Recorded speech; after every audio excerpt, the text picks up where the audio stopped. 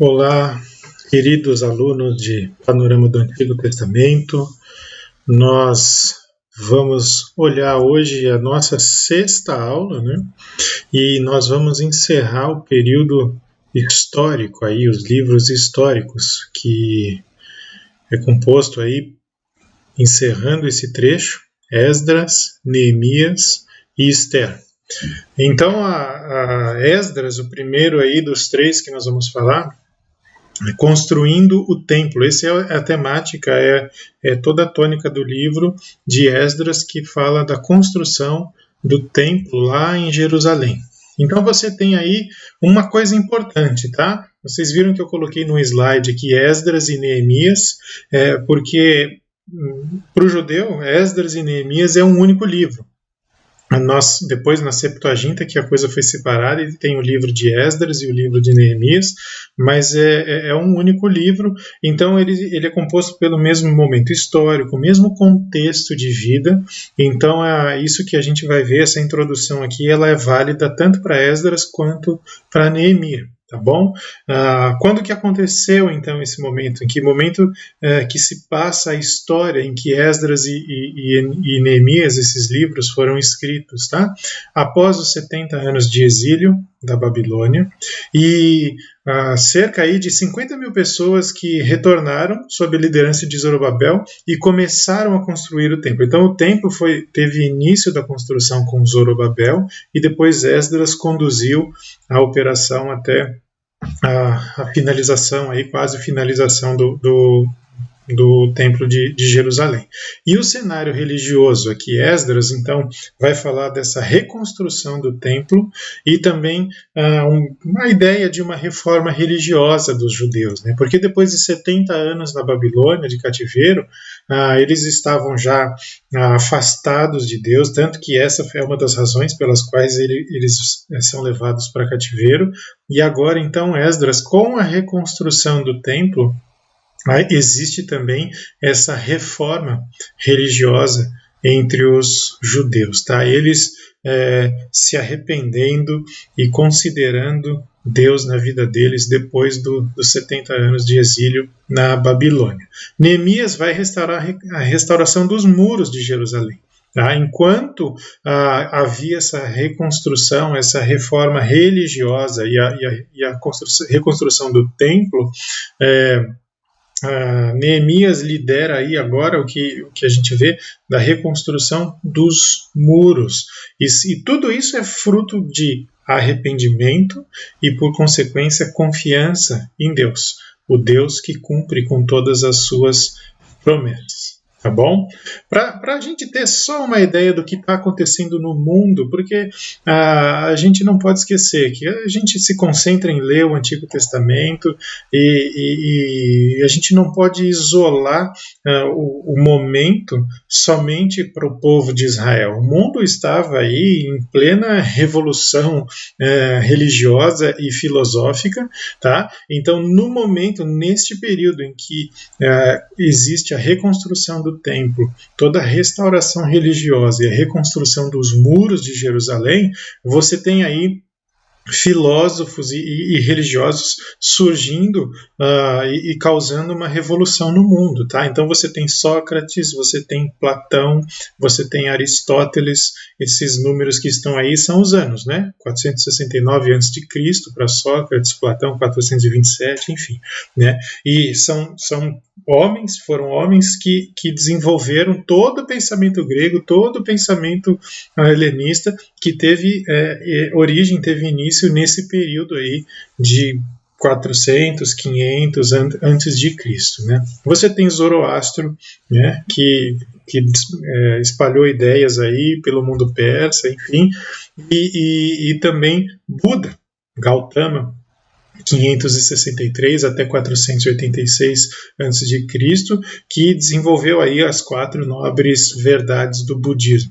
E Confúcio, que aí teve uma grande influência na China, e construindo toda a linha de pensamento religiosa chinesa aí, nesse período. Então, enquanto nós olhamos para Esdras e Neemias e vemos Israel, Jerusalém sendo reconstruída junto com a religião judaica, você tem outros pontos no mundo também passando por essa mesma situação. Tá? Isso só para nós termos aí um pouco de um pouco mais de amplitude do que estava acontecendo no mundo neste período, tá bom?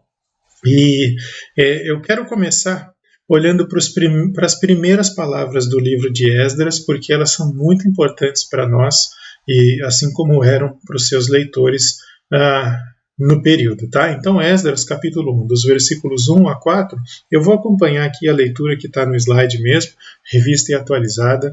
No primeiro ano de Ciro, rei da Pérsia, e aqui está frisado em vermelho, né? Para que se cumprisse a palavra do Senhor por boca de Jeremias, despertou o Senhor o espírito de Ciro, rei da Pérsia, o qual fez passar pregão por todo o seu reino, como também por escrito, dizendo: assim diz Ciro, rei da Pérsia: o Senhor, Deus dos céus, me deu todos os reinos da terra e me encarregou de lhe edificar uma casa em Jerusalém de Judá.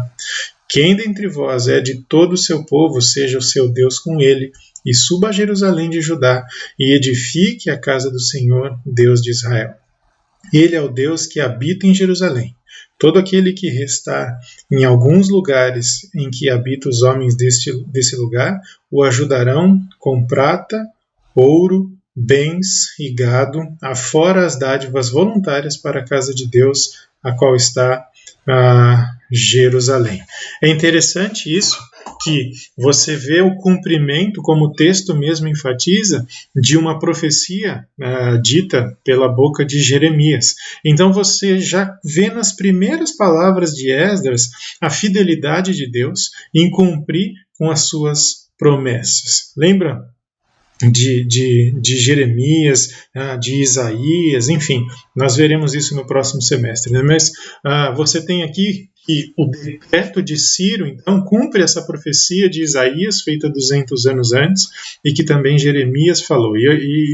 Você tem esses dois textos aí, Isaías capítulo 44, versículo 28, e capítulo 45, versículo 1, e Jeremias 25, de 11 a 13. Eu quero ler com vocês também. Que digo de Ciro? Ele é o meu pastor e cumprirá tudo que me apraz. Que digo também de Jerusalém? Será edificada e do templo será fundado. Assim diz o Senhor ao seu ungido, a Ciro, a quem tomo pela mão direita, para abater as nações ante a sua face e para descingir os lombos dos reis e para abrir diante dele as portas que não se fecharão. E Jeremias 25, 11 a 13, toda esta terra virá a ser um deserto e um espanto. Essas nações servirão ao rei da Babilônia 70 anos. Acontecerá, porém, que, quando se cumprirem os 70 anos, castigarei a iniquidade do rei da Babilônia e a desta nação, diz o Senhor, como também a da terra dos caldeus. Farei deles ruínas perpétuas. Farei que se cumpram sobre aquela terra todas as minhas ameaças que proferi contra ela, tudo quanto está escrito neste livro que profetizou Jeremias contra todas as nações. É interessante a gente notar, com certeza, a fidelidade de Deus que cumpre com suas promessas e profetas aqui, não vendo, mas tendo suas profecias cumpridas. Mas uma coisa interessante chama a minha atenção e deveria chamar a sua atenção. O fato de Ciro, vou voltar ao slide aqui, o fato de Ciro ter sido despertado pelo Senhor, o fato de Ciro afirmar que o Senhor, o Deus dos céus, não significa necessariamente que Ciro temesse a Deus. Isso tem muito mais a ver com a questão de um rei, de fazer o seu decreto e colocar palavras ali, mas não necessariamente que ele se submetesse ao Senhor, que ele se submetesse à palavra de Deus. Então, e nós sabemos que Ciro era um pagão, era um ímpio, então Deus usa pessoas assim muitas vezes para cumprir com as suas promessas. O que eu quero dizer com isso é que os planos de Deus eles vão se concretizar, independente ou apesar das pessoas. Tá? É muito importante a gente se lembrar disso. E o texto aí, que a gente chama, não mais importante, mas central de Esdras, é Esdras 7:10. Certamente você conhece esse texto, você talvez tenha já decorado esse texto, mas ele é realmente importante não só para Esdras, mas para mim e para você, na minha e na sua vida. Porque Esdras tinha disposto o coração para buscar a lei do Senhor e para cumprir e para ensinar em Israel os seus estatutos e os seus juízos. Então Esdras dispôs o coração. E aqui eu coloquei o significado, mais ou menos, do que é dispor, é estabelecer, ser firme, mais importante aqui, direcionar, mirar, posicionar. É como se Esdras tivesse focado o seu coração para buscar, cumprir e ensinar a lei de Deus, a palavra de Deus. E o coração, dispôs o coração. Você sabe muito bem que o coração, quando o judeu fala o coração, ele não está falando de sentimento, mas sim do cognitivo, do intelecto, da fonte de todas as coisas. Né? Provérbios 4:23 diz que sobre tudo que você deve guardar, você guarda o seu coração, porque dele procedem as fontes da vida. Então, o coração é a sua razão, é a sua emoção, é o seu centro das emoções. Né? A gente poderia apontar para a cabeça quando pensa em dispor o coração. Então, é direcionar toda a sua mente, toda a sua inteligência, toda a sua devoção, toda a sua força, enfim, todo o seu ser, para buscar, cumprir e ensinar a palavra de Deus. Aqui a ideia de avançar para um determinado objetivo. Né? Então Esdras era alguém determinado a fazer essas três coisas: buscar, cumprir e ensinar a palavra de Deus. Você sabe que isso é pré-requisito para quem quer ser bem-sucedido no ministério. E quando eu falo ministério, não estou falando ministério pastoral, missões. Não, é a sua vida. A sua vida, o seu relacionamento com Cristo. Se você quer ser bem-sucedido no seu relacionamento com Deus, você precisa dispor o seu coração, assim como Esdras, para buscar, para cumprir e para ensinar a palavra de Deus. Não tem fórmula mágica, é só fazer isso, é só dedicar de fato a sua vida, entregar a sua vida de fato a isso, né? Ter esse objetivo em buscar, aprender, né? Cumprir, praticar e ensinar a outras pessoas a palavra de Deus. E aqui eu tenho essa frase aqui de Warren Wiersbe, que diz que cada geração precisa descobrir o tesouro precioso que é a palavra de Deus. Mas é impossível que isso aconteça, a menos que as gerações anteriores tenham sido fiéis em aprender, guardar e ensinar a palavra de Deus e também em obedecer a ela. Com certeza que a geração seguinte precisa manter, preservar e continuar praticando a palavra de Deus. Mas a geração de hoje precisa ensinar isso, precisa transmitir isso. E como que ela faz? Busca, pratica e ensina. É esse o ciclo: busca, pratica, ensina. Aprende, vive e ensina. Aprende, vive e transmite, porque assim você vai ensinar não só o conhecimento da palavra de Deus, mas o vivenciar a palavra de Deus. Não se prenda apenas ao cognitivo, ao saber. Isso é muito bom, isso é muito importante, mas isso não é tudo. É preciso absorver o ensino e praticar o ensino. E uma vez que isso está bem consolidado na sua vida, é responsabilidade sua transmitir a outras pessoas. Quem sabe a seus filhos, a seus pais, aos seus amigos, enfim, seja lá quem estiver aí no seu convívio, é responsabilidade minha e sua buscar, praticar e ensinar a palavra de Deus. Vamos passar para Neemias agora, construindo os muros. Né? Você tem aí, enquanto Esdras fez toda essa reforma religiosa e de reconstrução do templo de Jerusalém, agora Neemias ele vai estar envolvido aí na questão de reconstruir os muros. Você tem passagens interessantes em Neemias em que você envolve em que envolve dependência de Deus e prudência também, porque em determinados pontos de Neemias você vê que as pessoas estavam construindo um muro, algumas estavam com espadas do lado, outras separadas para vigiar. Então você tem aí a questão de confiar em Deus, de fazer as coisas que você precisa fazer confiando em Deus, mas a prudência de estar preparado, porque caso venha um ataque inimigo, você tem a sua arma para se defender. E tantas outras questões que envolvem oração até. No capítulo 1 de Neemias, você vê o tempo que Neemias passou orando, foi um período ali de 3 meses. No capítulo 1, você vê esse trecho de que Neemias começa orando e até ele ir falar com o rei, passam-se 3 meses, tá bom? Agora a gente tem esse texto aí, Neemias capítulo 8, versículo 9, que é o texto chave aí de Neemias, né? Neemias que era o governador, e Esdras, sacerdote e escriba, e os levitas que ensinavam todo o povo lhe disseram: este dia é consagrado ao Senhor vosso Deus, pelo que não pranteeis nem choreis, porque todo o povo chorava ouvindo as palavras da lei. O povo chorava porque estava triste, porque depois de 70 anos exilado, depois de um bom tempo afastado da palavra de Deus, agora eles ouviam a palavra de Deus, eles entendiam a palavra de Deus, e isso fazia com que eles se conscientizassem dos seus pecados.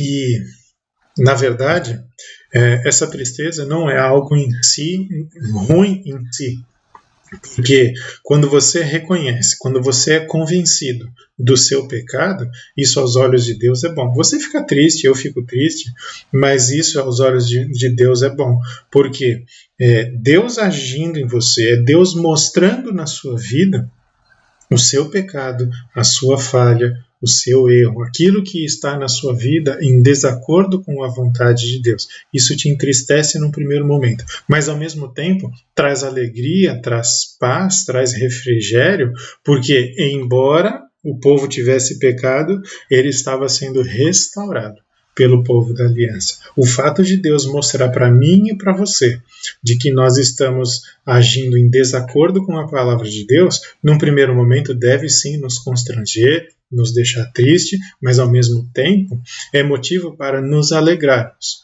porque o nosso Deus está abrindo as portas para nós reconhecermos o nosso pecado, nos submetermos a Ele e nos dispormos a servi-lo com alegria no coração. Então, é interessante nós olharmos para essas questões do texto, que o povo está triste, mas não deveria ficar triste, mas eles tinham motivo para estarem tristes, mas essa tristeza não deveria durar muito tempo, porque o povo deveria perceber que o Deus estava cumprindo com suas promessas, cumprindo com a sua palavra, e isso era sinônimo de restauração do relacionamento entre Deus e o povo de Israel. Olha só o versículo que vem antes, né?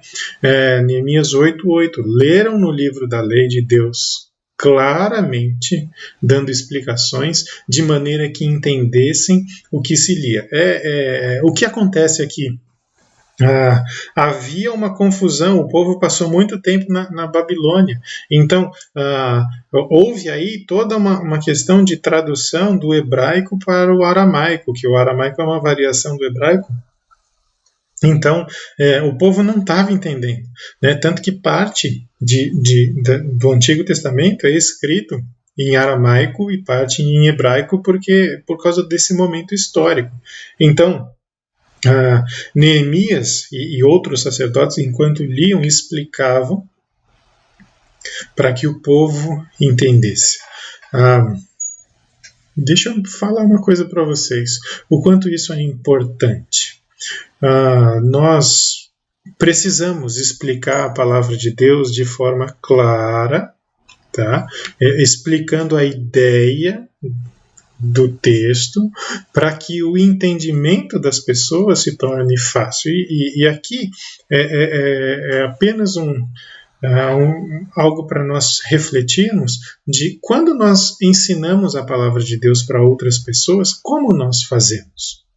Eu insisto em tentar ensinar termos como infralapsarianismo ou supralapsarianismo para as pessoas, ou eu busco transmitir a ideia do texto de forma que a pessoa entenda, e isso torna de fácil compreensão, de fácil entendimento, para que a pessoa se submeta à palavra de Deus. É claro que a obra de convencimento não é minha nem sua, mas o papel de transmitir, claramente, explicar claramente a palavra de Deus, de maneira que pessoas entendem, isso é responsabilidade minha e sua.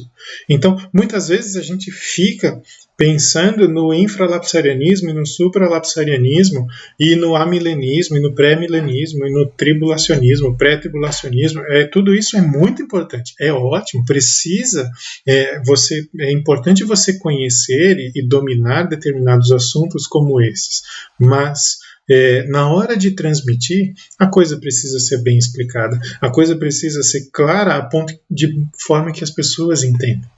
Porque, caso contrário, eu sirvo muito mais como alguém que atrapalha do que como alguém que ajuda.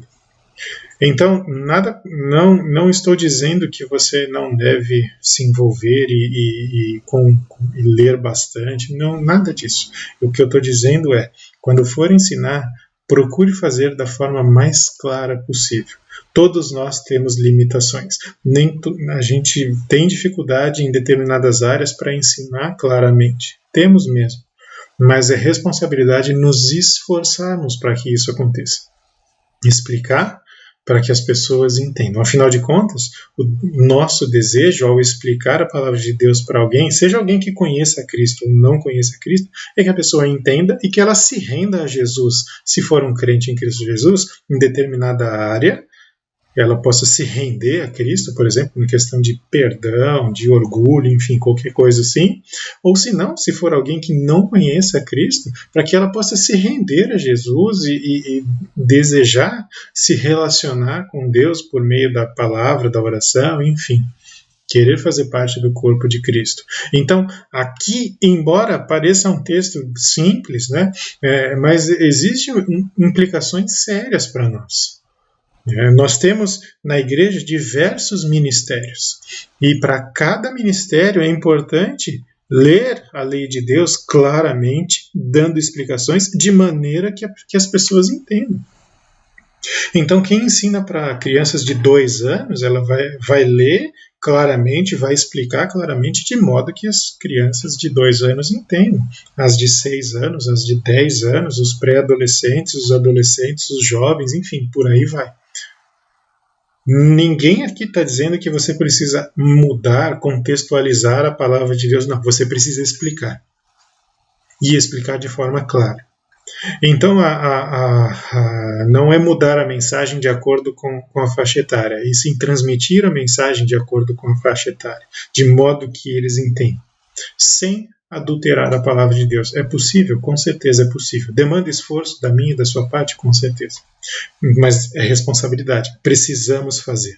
Tá bom? Para quê? Para que o entendimento das pessoas se torne fácil. O povo, nos dias de Neemias, experimentou a alegria porque, mais uma vez, o Senhor se tornou o centro da sua vida. Ele, o povo, sente segurança em sua relação com Deus. Isso lhe dá um sentimento de bem-estar, proteção, cuidado e liberdade de preocupações. É muito interessante nós olharmos para essa frase e pensarmos no contexto de Esdras e Neemias e tudo o que Deus fez. Porque um povo que vivia afastado de Deus, um povo que vivia distante no seu relacionamento com Deus, agora experimenta alegria. E de onde vem essa alegria? Do próprio Deus. Porque o relacionamento foi restaurado. O relacionamento foi restabelecido. E então, o povo fez de Deus o centro da sua vida. Aliás, Deus nunca deveria ter saído do centro da vida dessas pessoas. Mas saiu, porque elas deixaram ele sair. Ou melhor, se afastaram dele. E agora elas experimentam segurança bem-estar, proteção, um cuidado constante e liberdade de preocupações. Veja que é diferente liberdade de preocupações de livre de preocupações. Estar livre de preocupações é não ter preocupação alguma. Agora, liberdade de preocupação é não ser escravo das suas preocupações. É você tem uma preocupação, mas você entrega isso a Deus porque você sabe que Ele é capaz e suficiente para lidar com as suas preocupações. Então você se liberta nesse sentido de não se tornar escravo. A sua vida não é pautada pelas suas preocupações, mas a sua vida é pautada pelo Deus que sabe lidar com as suas preocupações. Percebe a diferença? Tem muita diferença. Agora, você só experimenta isso à medida em que você, como Esdras, se dispõe a buscar, praticar e ensinar a palavra de Deus. Quando você compreende a palavra de Deus e quando você transmite a palavra de Deus de maneira clara para que as pessoas entendam. Ou seja, quando você vive, dedica a sua vida para Deus, fazendo o que você faz de melhor. Né? Não confunda dedicar a sua vida a Deus com servir no ministério de tempo integral. Isso é muito importante para mim e para você. Deus nos fez com capacidades distintas para fazermos aquilo que Ele nos chamou para fazer, seja numa empresa, num consultório, numa igreja, enfim. Ele sabe. E você vai experimentar paz e segurança e bem-estar à medida que você coloca tudo nas mãos dele. Lembre-se disso. Né? Lembre-se disso sempre. E agora a gente vai falar um pouco de Esther. E eu estou suspeito porque realmente gosto muito do livro de Esther, em que fala da providência de Deus. Embora o nome de Deus não apareça lá no livro de Esther, em nenhum dos seus 10 capítulos. Mas eu gosto muito de ler Esther, como outros livros da Bíblia, mas Esther é uma história que me chama muita atenção.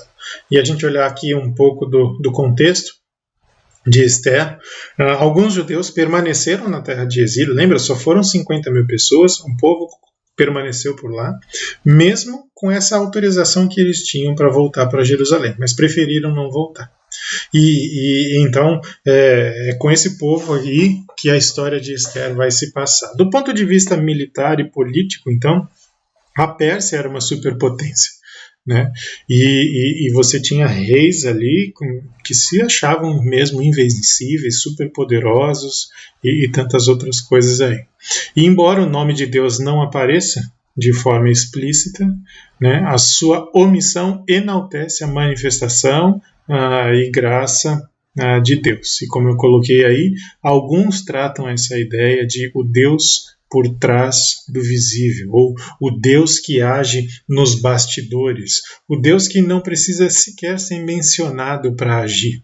É esse Deus que nós vemos em Esther, apesar dele não ser mencionado. Em cada ato, cada situação que acontece, você vê que isso só seria possível por causa da boa mão de Deus sobre o seu povo, sobre os seus filhos. A graça soberana de Deus, então, é demonstrada ainda que o povo esteja indiferente a Deus. Pense bem, o povo decidiu não retornar para Jerusalém. O que o povo ia fazer retornando para Jerusalém? Reconstruir muro, reconstruir templo e recomeçar a Israel. Mas eles ainda estavam indiferentes. Mas nós vemos aqui, quando você lê todo o livro de Esther, você vê que os propósitos de Deus jamais serão frustrados. Tá? Apesar das nossas falhas, apesar dos nossos fracassos, os planos de Deus não serão frustrados jamais. Né? E essa frase aqui é muito, muito real no livro de Esther. Deus prova a sua fidelidade, mesmo quando o povo se mantém alheio a ele. Tá bom? Algo interessante também, que está lá no finalzinho de Esther, é a festa do Purim, que ela foi instituída em memorial desse livramento divino. Lembra qual é o livramento? Se você não lembra, eu vou te lembrar agora.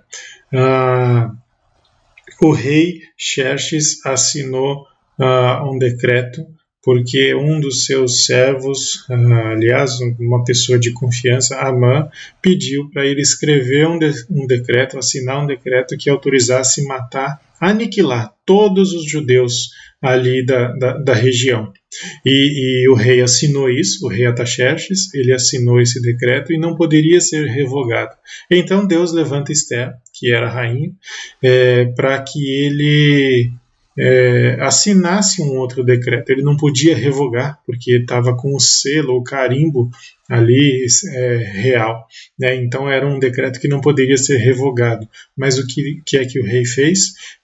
O rei autorizou que os judeus pudessem se defender quando chegasse esse dia em que eles seriam atacados. E então o povo reconheceu que isso foi obra de Deus, porque quando chegou o dia, os judeus não só se defenderam, como prevaleceram sobre seus inimigos, Amã foi morto, enfim, tantas coisas assim. Então, por isso surgiu a festa do Purim, que foi instituída, então, como memorial desse livramento divino.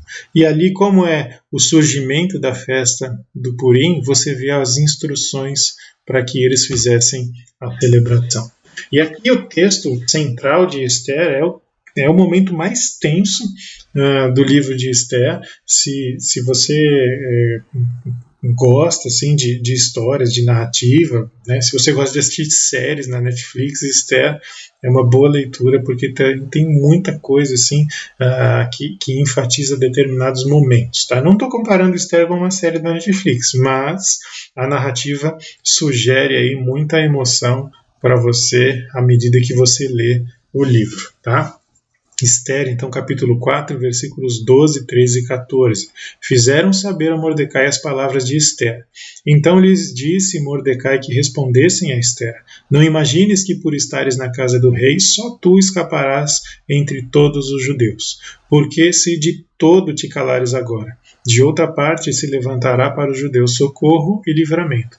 Mas tu e a casa de teu pai perecereis, e quem sabe se para essa conjuntura como esta é que foste a elevada rainha. O que é que estava acontecendo aqui? Então o decreto que eu acabei de mencionar havia sido assinado, Amã havia colocado aquele decreto e o rei assinou embaixo, e Mordecai sugere que Ester, por ser rainha, fosse falar com o rei Ataxerxes para que ele revogasse esse decreto. E quando Ester, por meio dos seus servos, manda esse recado para Mordecai, olha, ela manda o seguinte recado, tá? Isso está antes aí, versículos 9, 10, 11. Ela fala, olha, Mordecai, faz 30 dias que eu não vou à presença do rei. E você sabe melhor do que eu até que se alguém surge lá no átrio para falar com o rei, e o rei não estendeu seu cetro, e se essa pessoa que foi lá não foi chamada para falar com o rei, a sentença dela é pena de morte. E ela falou, eu não fui chamada nos últimos 30 dias. Se eu for lá, eu vou morrer. Então a Mordecai responde para ela o seguinte, olha, você não pense que pelo fato de ser rainha, você vai se livrar, porque até então Ester não havia falado para o rei que ela era judia. Ester, embora não seja enfatizada no livro, ela comete o pecado que a gente conhece e chama de omissão. Ela se omitiu, ela omitiu a identidade dela. E Mordecai, o primo dela, né, Mordecai era primo dela, fala o seguinte, olha, não pense que o fato de você estar aí oculta como uma espiã, né, com identidade secreta, você vai se livrar. Porque um dia pode acontecer das pessoas saberem que você é judia e você vai morrer. Agora, olha que interessante o versículo 14. Se de todo te calares agora, de outra parte se levantará para os judeus socorro e livramento.